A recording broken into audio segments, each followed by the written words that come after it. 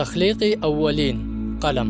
حضرت عبادہ بن صامت رضی اللہ تعالیٰ عنہ نے اپنے فرزند ولید کو کہا، اے میرے عزیز بیٹے، میں نے رسول اللہ صلی اللہ علیہ وسلم سے سنا، وہ فرماتے تھے کہ سب سے پہلے جو چیز اللہ تعالیٰ نے پیدا فرمائی وہ قلم ہے۔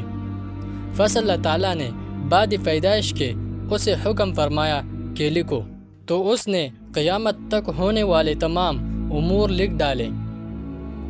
ابن عباس رضی اللہ تعالیٰ عنہ سے مروی ہے کہ رسول اللہ صلی اللہ علیہ وسلم نے فرمایا کہ سب سے پہلی چیز جو اللہ تعالیٰ نے پیدا فرمائی وہ قلم ہے، اور پھر اسے تمام امور لکھنے کا حکم فرمایا۔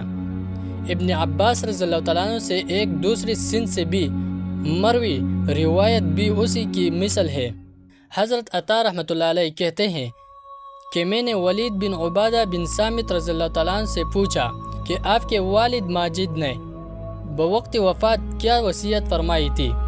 ولید نے کہا، میرے والد نے مجھے بلایا اور فرمایا، اے میرے عزیز بیٹے، تو اللہ تعالیٰ سے ڈر اور اس بات کو بھی یاد رکھ کہ تو اس سے ڈرنے کا حق ادا نہیں کر سکتا اور ہرگز تو علم نہیں پا سکتا، یہاں تک کہ تو اللہ وحدہ لا شریک پر ایمان لائے اور اچھی بری تقدیر پر یقین رکھے۔ اور میں نے رسول اللہ صلی اللہ علیہ وسلم سے سنا کہ وہ فرماتے تھے کہ اللہ تعالیٰ نے سب سے پہلی چیز جو پیدا فرمائی وہ قلم تھا، اور اس سے فرمایا، اکتب، لکھ۔ اس نے کہا، اے میرے رب، میں کیا لکھوں؟ فرمایا، تقدیر کو لکھو۔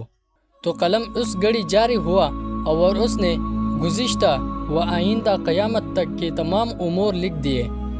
علامہ طبری رحمۃ اللہ علیہ فرماتے ہیں کہ ہم پہلے اس بارے میں علماء سلف کے کچھ اقوال پیش کریں گے اور اس کے بعد اپنی رائے کا اظہار کریں گے۔